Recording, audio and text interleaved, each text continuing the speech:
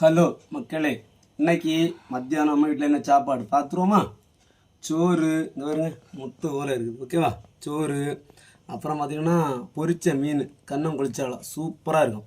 அப்புறமா தக்காளி கூட்டு, அப்புறம் பார்த்திங்கன்னா வாழைத்தண்டு கூட்டு. மக்களே பார்த்தீங்களா எப்படி இருக்குன்னு? வாழைத்தண்டு செம்ம டேஸ்ட்டாக இருக்கும், உடம்புக்கு ரொம்ப நல்லது, ஓகேவா?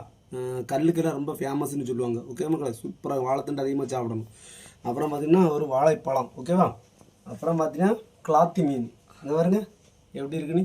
கிளாத்தி மீன் இங்கே பாருங்க இவ்வளோ பெருசாக இருக்குன்னு, சூப்பராக இருக்கும் கிளாத்தி மீன். ஆனால் நான் என்ன பண்ண போகிறேன், தலை இருக்குது பாருங்க, கிளாத்தி மீனுக்கு தலை பாருங்க எப்படி இருக்கு பாருங்க.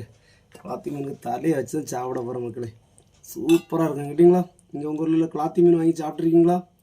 கிளாத்தி மீன் செம்ம டேஸ்ட்டாக இருக்கும் குழம்புக்கு, ஓகேவா? அதுக்கு தலையை வச்சு சாப்பிடணும், வேறு லெவலில் இருக்கும்.